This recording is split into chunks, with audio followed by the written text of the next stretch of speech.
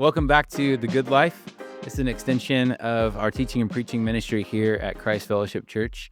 We're trying to teach one another to think clearly, to live faithfully, and to follow Jesus in the middle of real life, all the while trying to encourage one another towards multiplying impact for Christ's kingdom. I'm Ryan Rives, here with our host, Spencer Plumlee. Spencer, good to be with you. Good to see you, man. Excited about today, excited about continuing our series on emotions, talking through that.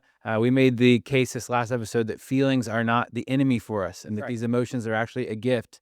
They're part of being made in God's image. And so my question, the question I think that we're really carrying in the middle of this is, if that's true, if emotions are such good gifts, then why do they often feel like they're working against us? So Spencer, let's get into the mechanics of this. How do these emotions actually work? And we'll get to maybe answering that question too. Yeah. Well, I think we hinted at this in the first episode, and we talked a lot about it, around it. But just to land the plane, sin is simply the reason why they feel like they're working against us. Because while emotions are this good gift that enrich our lives are not boring. We have these emotions that we feel that I do think are part of God's good gift to humanity. But we have these emotions that are windows into our soul that show us what we believe, where our hearts are at. We talked about those two dimensions. The truth is, sin twists and warps things so that our tendency with any good gift is to elevate it above the giver. Right. Our tendency is to make what God has given us, if that's sex or money or family or whatever, and take it and make it about us. And so emotions often feel like they're working against us because our sinful hearts typically want to drive our emotions to make them about us. Yeah. And really at the core of this question, Ryan, is the cultural sentiment today, prevailing sentiment that is emotions are primarily about you expressing yourself. Right. And you expressing yourself is what matters most. Yeah. And if you feel it, you should say it. If you feel it, you should do it. And to not say it or when you feel it is to be inauthentic. Or oppressed. Like oppressed or there's some kind of great neglect that I'm doing. And so I do think that it's hard when we have on the one hand our sinful hearts working to try to get us to express emotions in really unfaithful, sinful ways. And then that sinful heart and its expression is actually being encouraged and reinforced by the world and the cultural moment we're living in. And so the idea that we tried to encourage last time that feelings are a good gift that are meant to be sifted and worked through and enjoyed is a nuanced position that's trying to avoid both this kind of radical self-expression that if I'm angry and I shout and cuss at you and yell at you, those are the breaks because I was angry. Sorry, but I'm not really sorry because I was angry. That's not true. We don't want that. We also don't want, and if I'm getting angry, I really can't show anybody and I can never express that because I've got to be this automaton, Right. sterile, austere, serious person that never feels anything. Austere is a really good word, man. That's great. Had that in the notes. I was waiting for the right moment to put that in there. You talked about it, this robotic image of spiritual maturity. Right. Neither one of those are helpful. Right. But you can understand why, in defense of robotic spirituality, you can understand why people would think that's a good thing when all you see in the culture is like people just shouting and I feel this way and I'm attracted to this person, so I'm just going to live my life. And it's like, no. But it's just pendulum swinging way too far the other way when we move into this very sterile Christian existence, which I think many people have accepted. Yeah. The pendulum swing is like exactly where I think we find ourselves because people grow up a certain way and then I feel like I couldn't express anything. And so I'm going to express everything that I feel. I feel like I was entitled to these things. And so that makes me angry and that's what makes this come out. And then I've got to express it all the time. And then it's the other direction too. I've recognized the way this doesn't work out, so I'm just going to suppress everything and keep it all under. And both of those things are just are bad poles of something, of a healthy middle. I think another thought just popped in my head listening to you say those things is this is really, really important for parents. Because I know, and I've talked to other parents who felt like there were times when their job as a parent was to say, if you're sad, go to your room till you get over it and wipe those tears off and then come back out when you're ready to be normal. It's like, I'm not sure that's the way I want to help my child process their emotions. I think we have to say things like, it's okay to be sad. It's just not okay to withdraw. It's okay to be angry. It's not okay to hit your sibling. Like there is, when you adopt this framework of emotions being a good gift from God that we're meant to enjoy and give us a window into our hearts, what it provides for us is actually a framework not just for our lives, but especially for parents and grandparents listening to this. It becomes a way of guiding our families and the culture of our homes that actually bring a significant level of warmth and care for our kids that they need. And I want to be a good guide to my three. I want Shelly and I to do that. And I don't think telling them to suppress that, push that aside, nor do I think just telling them to vent that and explode it is helpful. Uh, This conversation has an application that direction well, which I think is just worth, like, why is this important? That's another reason why. Yeah, that's good. You've got this framework here that breaks the emotional life into these 4 different layers. So walk us through this. I don't know that most people would have ever separated these all out this way, and that may be why. These is either really bad or maybe really good. Well, I was gonna say, I think sometimes that may be why we feel stuck in the middle of it, is we don't know how to sort through things in the right layer, or we got it out of order. So So let's, or maybe so. yeah, well, we'll find out together, and I may get a lot of emails about this, so we'll see what happens. Bold move. I Let's think see what they're happens. good for the record. Okay, cool. I alluded to this last time, but let's just walk through these 4 layers. These are the 4 layers that I think when you think about emotions, you work through. The first 2 are kind of more at the soul, spirit level. The last 2 are more at the physical body level. So we talked about last time we're spirit, soul. Uh-huh. That's one part of us. We're physical. We're 2 parts, but we're united so that your soul, your spirit impact your physical body. So at the very core of our lives are beliefs at the heart level. So the Bible will talk about the heart, which is the seat of your desires. It's this place where you are longing for things. All of us live our daily lives with these beliefs, unspoken but running in the background. Beliefs about God, who he is, what he's supposed to be doing, beliefs about who we are, beliefs about our purpose, beliefs about our destiny. Those are the big 4. God, who we are, purpose, destiny, those kind of big questions. All of us are living with a worldview about those beliefs. What happens is we live in a world where something will happen, something will take place, and there will be, secondly, an emotion that belief gives us in response to what happened. So I talked about my dad passing away. My belief is that my dad was an incredibly important person in my life. I loved him very dearly. And when he died, that heart level belief about who dad was and who the good gift that he was to me, it led to sadness and this emotion of sadness. And this, again, I think I used the word last time, Ryan, mood, that some people might, the way I'm talking about emotions, describe it better as a mood. That's okay. But it's this underlying state of the heart that comes out from these beliefs. This belief, which leads to emotion, leads to a feeling, which is this physical sensation.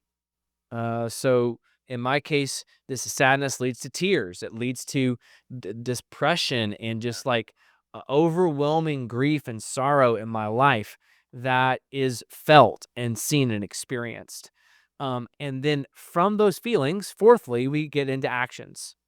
I then act on the way I feel. And so in the case of sadness, may, like I said, there may be tears, but there may also be things I say, or when I'm not thinking rightly or sin enters the picture, I may begin to like accuse God of things or whatever. But these beliefs, emotions, feelings, and actions, I do think are a way that helps me think about how I'm processing through this. Mm. So if you reverse those, this is how you see emotions as a window. When I act a certain way, it's because there was a feeling underneath that action that was guided by a mood or emotion that was rooted in a belief. And so I do think these feelings and emotions that are wrapped together as this interplay between the soul and the body, they do give us a window into, what am I believing underneath this that's leading me to this level of I can't tell you how many times, Ryan, I'll say like something will happen and I'll be like, why is this bothering me so much? Like, this person said this to me. They gave me a critique, they pushed back on something, or this little joke, it just really hurt my feelings. Like it really just stung and it made me sad or it made me angry. Part of what is happening underneath that is this window into my heart. Because in the case of some of us, you and I've talked about this a lot. For me, especially in ministry, this is a danger. I think it is for you too. I want people to like me. And I kind of believe that I I have a responsibility to make people like me sometimes. And it's like when I find myself being really hurt and cut by little things that probably shouldn't bother me, it's because there's a window God's given me into my belief system that says you probably need to die to the idol of people pleasing and remember who you are in Christ. You don't want to be a jerk to people just because you don't care about them, whatever. But this actions, feelings, emotions, belief thing, I'm not gonna have time to preach on this. This is just something to help us think about this as we start this conversation on emotions. Yeah. Yeah, it's so good. I think thinking of those layers, there's a tendency for us to just live in those top two layers. Like we live there. We have, like you said, there's a reaction of some kind. We feel a thing and then we do a thing, Right. and at 0 point do we look down and go, "Where's this coming from?" Like we choose not to look through a window, and so if we don't believe that in the middle of this, God's giving us a window, we're not going to look through it. We're not going to figure out what's that underneath Right. at this bottom two layers. And so, yeah, a lot of that's entitlement and things that we shouldn't process the way we do. But we can't grow from them until we process those emotions in the right way. So Mhm. that's good. Example. Here's a quick example. Hopefully a very relatable example. Someone cuts you off in traffic or somebody does something dangerous that, imperils your life and you have to slam on the brakes or you have to swerve out of the way. There is this, like, when that happens, your heart rate spikes.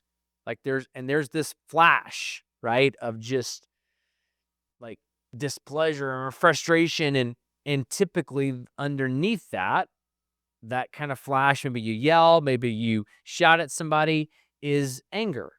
So there's this thing that happens in the world. There's this action that's a result that's rooted in this feeling. So there's this initial response.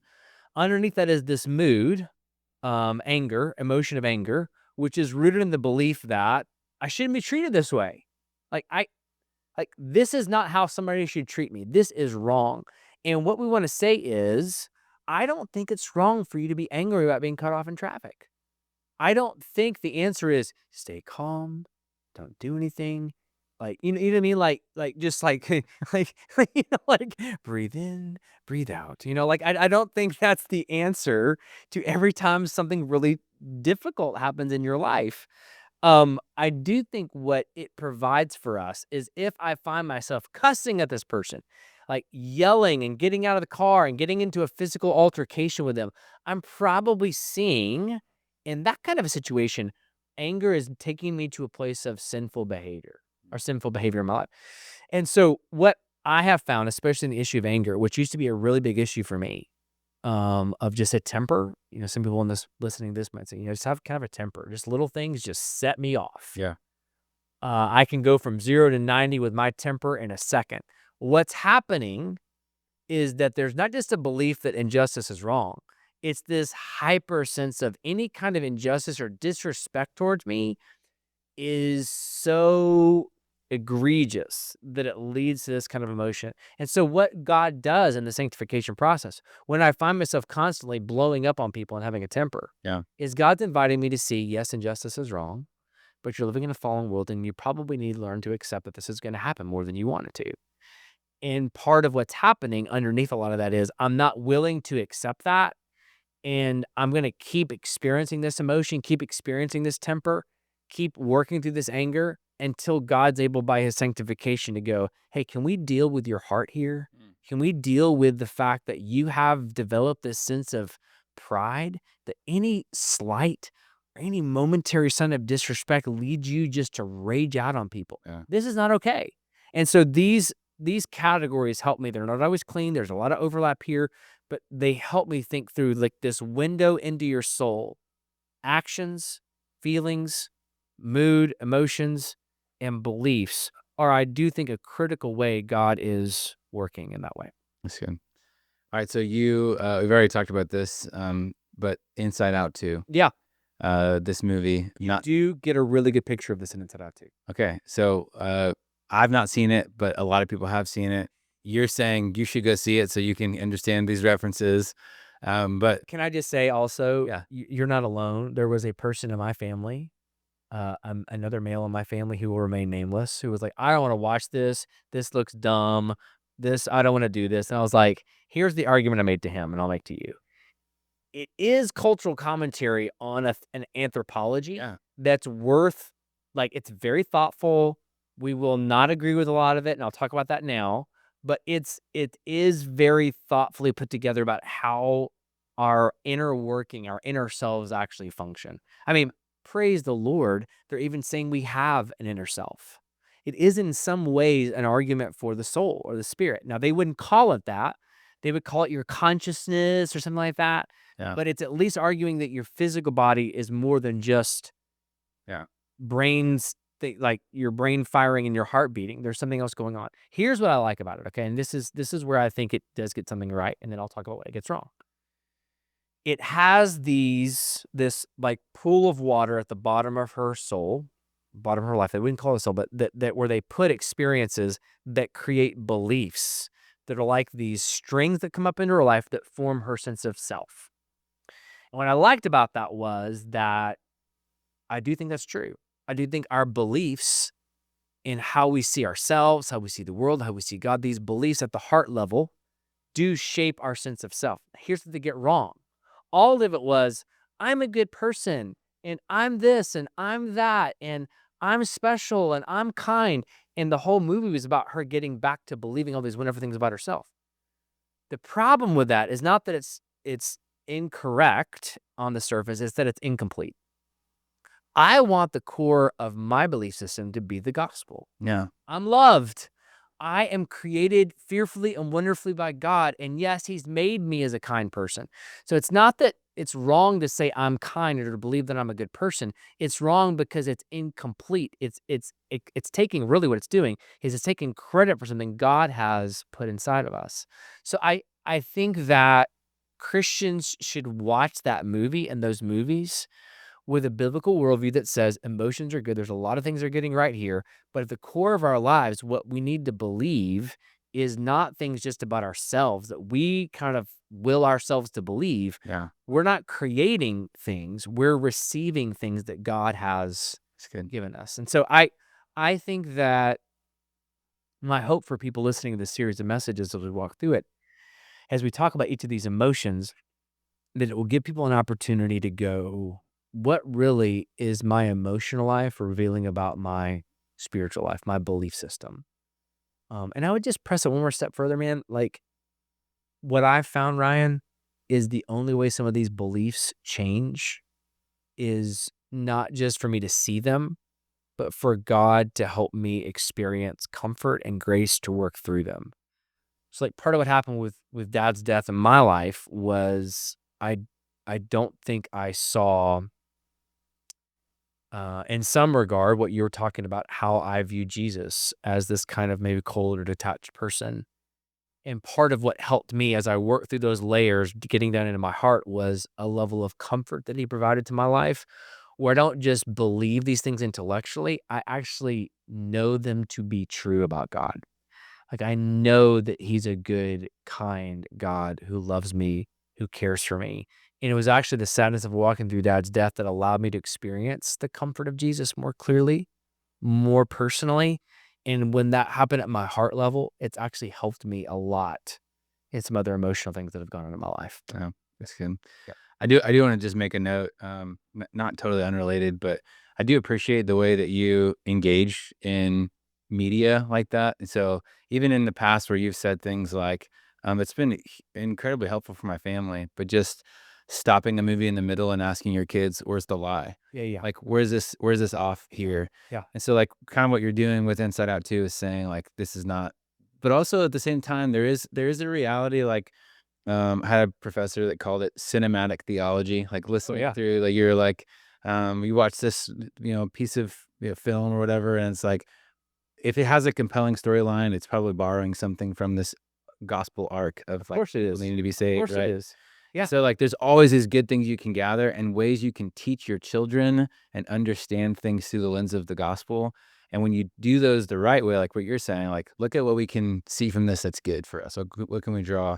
It actually helps you, push away the things that are not. I will warn you, the kids sometimes are like, "Oh gosh, here we go again." Dad, stop pausing the movie. Can we just watch the movie? Do we have to pause it every 5 seconds for you to correct the theology? I don't do it very often. My kids hate it. So they really do. They really hate it. Give me that remote, Dad. Yeah. Quit pausing it. Now, I do think that so think of it this way, like back to the case for some of these cultural expressions. Like there's some really bad movies out there that people don't need to waste their time with. I'm not saying that everybody needs to go watch every single thing that culture produces, but when they produce something that's so, I think it's so powerfully trying to cast a vision for what humanity looks like, we have something to say about that. Yeah. We care about that. And so for me, part of the reason I was able to convince one of my sons to watch it who didn't want to watch it was, hey, don't you want to know what some of the people that you're going to go to school with and share the gospel with are thinking about these things? Yeah. And I do think that's a compelling reason to do it. Yeah. But in this case, especially given that the emotion things we're going to be talking about, I think there's a lot of people that have watched that or are familiar with the concept that probably is worth our time as pastors and leaders and people that want to engage culture. I think there's a lot of good there that can help us. Yeah, that's good. I like to try to engage in things that are either driving culture or reflecting well on it too. Yep. But just got to make sure you do it the right way. Yep. All right. 4 counterfeits to avoid. So like if we just zoom out and as we close this session out, this episode out, I think it's just important. I just want people to hear 4 like really unhelpful ways of trying to process emotions. And I think that we've alluded to these in different places. I just want to put a bow on this and land the plane and say, here are 4 that I think we should really avoid. The first one is self-help. Emotions are about self-expression. This is really the theology of inside out. It's like, if you just believe in yourself hard enough and you believe in yourself enough, you are going to be fine. And that is not true.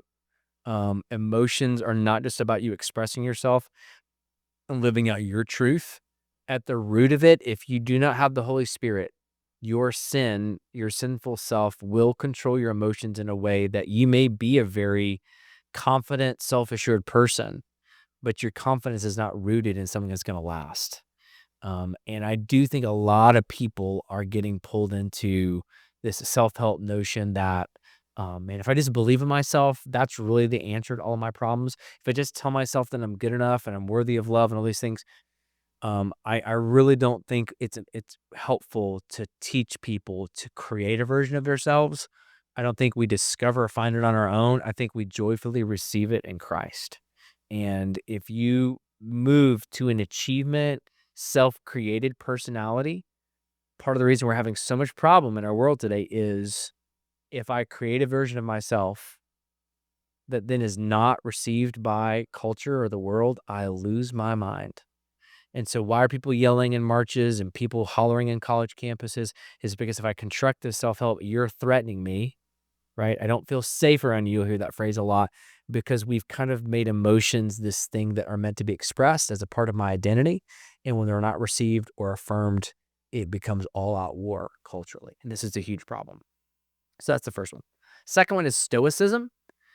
This is emotion should be suppressed. This is super popular among young men. Yeah. Like it's growing, whether it's Jordan Peterson, Joe Rogan, some of these disciples of lots of discipline. Young men should be held to a higher standard. Be somebody important. Don't be subject to your feelings. That's weakness. You need to be a person of strength. Like I've heard Jordan Peterson say, you should be the strongest person at your father's funeral. Oh, I don't know if I agree with that. Yeah, what does that mean? It means like you should be this like on the surface, it means a good thing. Like you Sure. should be reliable. That means don't cry, or that means like Think that's the way people are hearing it. Yeah. Like any kind of emotional expression is weakness. right. And Stoicism has some truth in it. There are some very, very good principles about discipline, hard work. Self-control. Self-control is Yeah. important, but self-control does not mean emotions are flattened out and suppressed. If that were the case, the perfect human being, Jesus Christ, did not model that. And I do think it's important that one of the things you got to test is whatever vision of emotions you adopt. If it doesn't work with Jesus, it doesn't work. Like if you develop this theology of emotions, and then you look at the life of Jesus and it doesn't really jive, like stoicism, self-control, no emotions. And you look at Jesus and he's like weeping over Lazarus, and he's turning over tables, and he's praying, sweating drops of blood, and feeling the anguish and fear and sorrow of like I don't think that it works. And so I think stoicism, while very, very appealing to a lot of young guys, and understandably so, is ultimately, I think, unfulfilling and unwise. A third counterfeit to avoid is emotionalism. And this is the idea that emotions should rule. And this is where we say things like, if I feel a certain way, that's my gut telling me that's the right thing to do. And it feels like freedom. It feels good in the moment, but it's actually a form of bondage and slavery. Because what you're doing is you're essentially tying yourself to a compass pointing in the wrong direction. If you're out there on a jungle trek and you think your compass is pointing north, but it's actually pointing east, you're going to end up at the wrong place. And so feelings, emotionalism says my compass is pointing me in the right direction, but it's actually pointing you in a place that's actually going to harm you because it's pointing you to yourself and worship of self. The fourth and final one I'll mention is emotional unawareness. This is where emotions go unnoticed. There's no vocabulary, no reflection, no curiosity about what's happening. This is really, I think, where a lot of Christians are living today, which is I know they're there to some degree, but they're kind of to be ignored or to be vented or to be kind of just managed in some regard. And I either adopt one of these self-help, stoic, or emotionalism kind of views, or I just ignore them altogether. And I think that the argument we've tried to make is emotions are these enriching realities that are meant to be windows into our soul. Don't see them as things to go unnoticed. See them as, and so I hope today that we've given people a model of what to do with that. When you think about your belief system, that leads to your mood or emotions, that leads to feelings, that lead to actions. I do think that framework is really, really, really helpful in what. So, Yeah, I love these four. I think that they're like, in a lot of ways, like two sets of brothers, right? So you have these two, stoicism and emotionalism are like one says like stuff everything down, ignore it. The other one says let it all out. But both of them end up in the kind of the same space. That's right. They're alone. That's right. The other two, one of them's obsessed with self. The other one's never looking at self at all.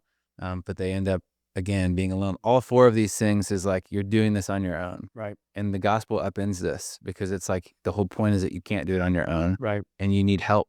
Right. And Jesus is the answer to this problem that you're in the middle of. That's right. Yeah. That's good. Yeah.